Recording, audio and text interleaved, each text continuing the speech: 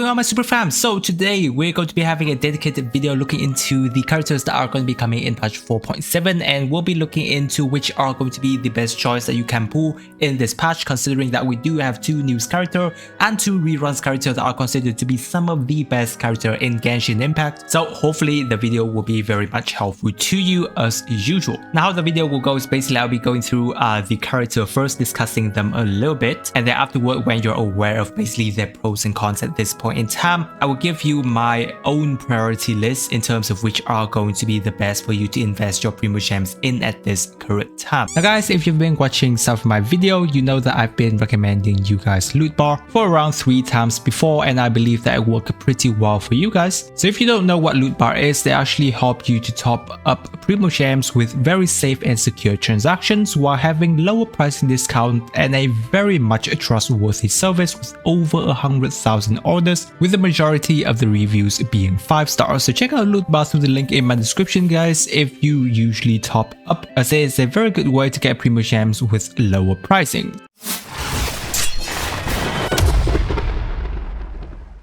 So first off, we're going to be looking into our lovely Clorinde, a character that I'm pretty sure many of you have been waiting for, because she has already been around and showcased to us ever since the start of Fontaine, which is like basically, you know, like 10 months ago, almost a year now. And so in this video, I won't be going too in-depth into her specific scaling, and I'll be leaving that into a more in-depth specific video of Clorinde. And of course, during the live stream patch 4.7, her skill and kit has already been discussed a little bit. In case you haven't understood specifically in terms of how she works, I'll be going through how her current gameplay is going to be, and I would say it's pretty simple at this point in time. It's that generally speaking, you will not be using her basic attack in any way, as more geared toward her E skill. And during that time, her normal attack will be turned into basically, you know, gun shooting while you spam her normal attack, and it will also charge up her Bond of Life. And then whenever you use her E skill again, it will be transformed into Impel the Knight, or in other words, it's more like going to be a lunging forward attack into your enemies. And depending on how much Bond of Life she has, she'll be doing more damage. And when her Bond of Life value is greater than 0 and you use her lunging attack, she will be healed based on the Bond of Life value as well as the AoE of the lunging attack, and your lunging attack damage will increase. Obviously, once the Bond of Life goes toward 100% of her max HP or greater than that, you will have the maximum multiplier applied to your lunging attack. Do note that during Clorinde's E skill state, the healing effect coming from your other party member toward her will not heal her directly, but instead will be converted to the Bond of Life values, and then she will be able to heal herself whenever she uses her lunging attack again.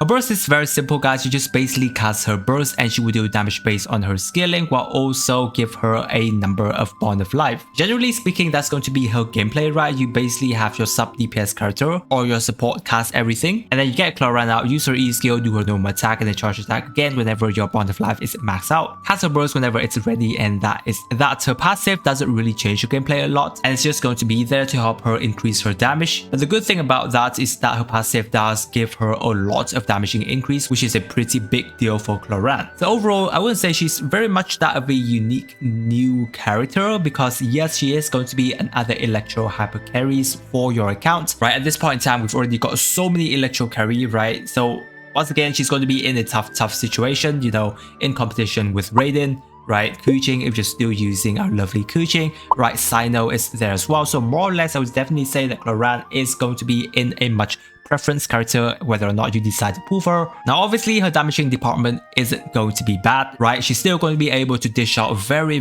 good damaging number. What I'm saying here is that she's more or less going to be a character that you decide whether or not to pull for her, depending on whether or not you like her or not. Now she does have some upside at this point in time, is that even though her gameplay feels a little bit similar to Raiden, right? Because you cast her E skill, she's going to be there on her E skill uptime, which is around 7.5 seconds. Now, the good thing about her is that she's going to be working very well in pretty much any of the electro reaction teams, especially aggravate teams where Raiden isn't very much good in. So yes, whenever you're using Clorinde, it's more or less going to be using her in an aggravate team, because obviously aggravate is technically the best electro reaction teams for electro character. And moreover, the better thing about Clorinde is that she has self-sustaining capability, right? Whereas the other electro character before did not have that. And so considering Aggravate team is a team that did not have very good healing character to support that team, right? Because if you wanted very good healing characters, you usually have to sacrifice, some of your sub DPS character or other good support, or if you wanted, it would require you to have a Baiju on your team for a healing and dendro character, and that's going to be a 5-star, or you would have needed a Yao Yao on that specific team, and obviously we know that Yao Yao doesn't really do that much of a damage, so you're sacrificing quite a lot of sub DPS power just to support the healing capability of the team. Now I'm pretty sure most of the player who use Clorinde in Aggravate team would gear more toward her having self-sustain capability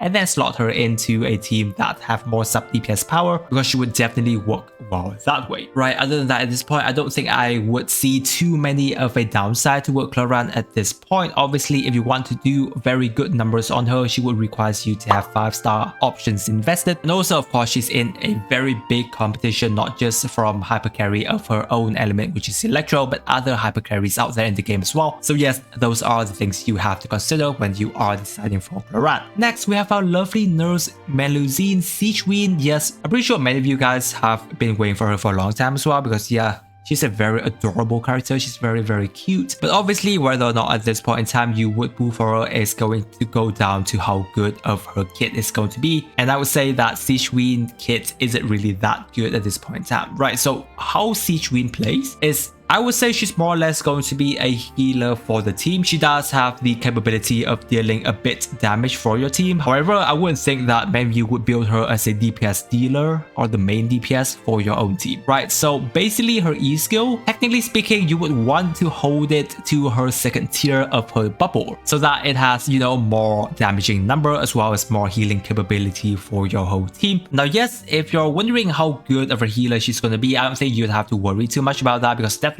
speaking, she's going to be able to heal your team very well. But the underwhelming thing about here is more or less going to be, how much damage she's able to do, and I don't think that's going to be very much, and also the hydro application of that, right? Because considering that she's going to be in a competition with Kokomi, who's kind of like some of the best support healer we have in the game right now, her E skill doesn't have that much hydro application capability, right? Because as we can see, first of all, it doesn't really have that much AoE to begin with, and secondly, the speed to which the hydro application is going to be applied is going to be very slow, because yeah, you can see how slow the bubble is moving up and down hitting the target. So I don't think that she's going to be that good in the hydro application department compared to Furina, who's a character that's already considered to be worse in the hydro application department. I feel that Sigewinne might actually be worse than Furina, which is not a good sign, because being a support character on the team is already asking for a lot of competition at this current point. Her E skill also helps you to create another 2 source water droplet. Now, I don't really think that is too much of a plus. Obviously, it does help Sigewinne a bit here and there, but you're not going to be making use of that source water droplet unless you're using Nouvelle along with Sigewinne. So that's something to be taking note of. Now, next is going to be her burst, which is, I would say, also underwhelming, because first of all, its duration is like 2.5 seconds. And also, you're banking on the fact that she's going to be able to deal damage to help your team out with her burst. And it's also very similar to Nouvelle. Now, here's the thing. If you're looking for a character that's going to be able to deal insanely good hydro damage number, I don't think anyone's going to be beating Nouvelle at this point in time, because yeah, Sigewinne burst does have very similar looking to Nouvelle's charge attack. Now, on the other hand, if you're not building Sigewinne as your main DPS character and you're just hoping her to help you with a bit of damage, which is more or less considered to be sub DPS power, then she's definitely not beating Xingqiu or Yelan in that department either. Therefore, at this point in time, I would say Sigewinne is in rather a not good situation. While yes, if you're somebody who loves Sigewinne, then I would say she can function. Yes, she will still be able to do her job very well in terms of a healing capability for your own team. She can still help you with a bit of damage here and there, but the biggest thing is that we've already got so many good hydro character at this point in time, and healer character, yes, you guys have already got Kokomi. We know how insanely good Kokomi is at this point in time. Kokomi can still get access to Thrilling Tales, which is the 3-star options, and boosting your DPS damage by a lot. Now, Sigewinne is a bold character. You can technically have an elegy on Sigewinne But at the end of the day, that's basically a 5-star options, right? It cannot be compared to a Thrilling Tales. Therefore, if you already have very good numbers of characters, you're bored with Genshin and would like to try out something new, then yes, I'd say that Sigewinne does have that bit of uniqueness to her, and you know, her animations are very adorable and cute. So I would say that's a plus thing about Sigewinne at this point in time. Other than that, in the competitiveness department of what she's capable of doing, I don't think she has very much chance if you do compare her to some other character that is considered to be very good in the meta. And then next we have our lovely Furina, who is finally back.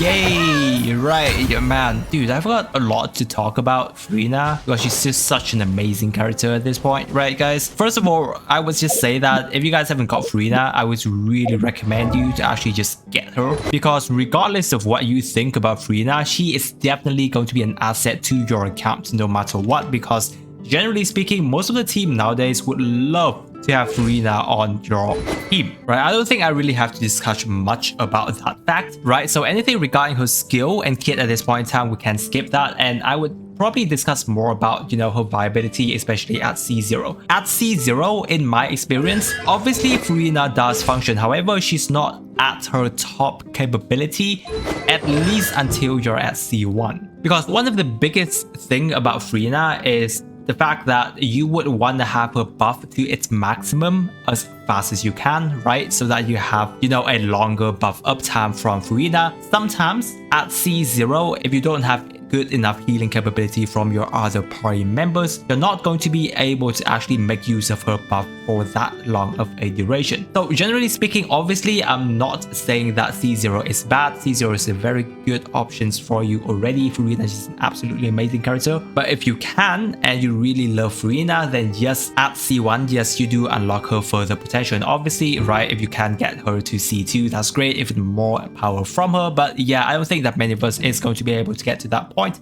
Now, regarding Furina's weapon, obviously it's not a needed for you to get her weapon. As long as you have good free-to-play options on Furina, I think you're more good enough to go. The most important thing is that you guys better, you know, investing into her artifacts a lot so that she gets good number, because yes, she's a very amazing sub DPS character for your team regardless. I don't think I have to argue much in terms of Furina value at this point in time. And then yeah, we have Alhaitham coming back, obviously before Furina. So yeah, any one of you who's saving up for Alhaitham should be able to get him before Furina. Now, I don't have Alhaitham on my specific account, so yeah, we just have to look into his details in the character screen right here. Alhaitham, I would say, is still one of the best general character at this point. Obviously, you know, technically just behind Nahida, but his damaging capability and, you know, the team that he's able to work in, so like still some of the top tier teams in Genshin Impact, all the way after, I think, almost 2 years now that he's been released, right? Any of the Dendro Reaction base team, you can find Alhaitham and slot him very well in. He will absolutely clear most of the content. Still very powerful character to invest in at this current point. Now, obviously, once again, he is kind of like a DPS, right? And we know that in Genshin, we technically only need like maximum of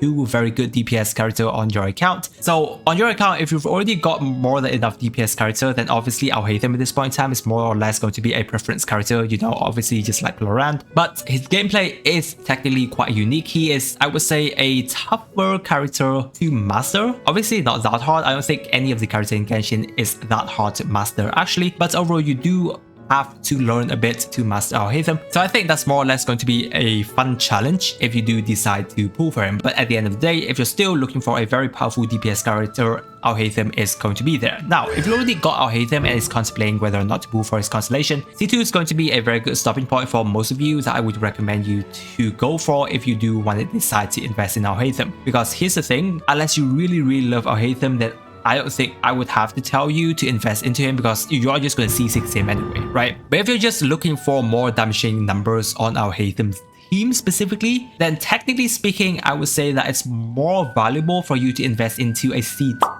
Nahida rather than going for a C2 Alhaitham, because it doesn't matter how you look at it, C2 Nahida is still, if not the best C2 in the game and will out damage Alhaitham. So if you're looking for Primos Gems value, then yes, go ahead and invest into a C2 Nahida. But if you love Alhaitham nonetheless, then yeah, you can just go ahead and C2 him, that would be fine. But technically speaking, before you actually go ahead and C2 Alhaitham, I would just recommend you to get Alhaitham's sword, because yes, his sword is very, very good. It does come alongside with Clorinde's sword, which is also a pretty decent sword if you do lose to her. And so I would say that's everything I have to say regarding the characters that's coming in patch 4.7 at this point in time. Now here's going to be my priority list, that if I were to be going to pull for any of these characters, this is how I would decide. So on the very top list, it would definitely have to go to Furina. She's just too valuable for you guys to miss on. It's already her rerun, guys. I have no idea how long she's going to be back. Right, we already seen that some of the Archon character or any of the characters usually or maybe have a 1 year rerun afterward, right? So this is your chance to get her before you know whether or not it's going to be a very, very long waiting time,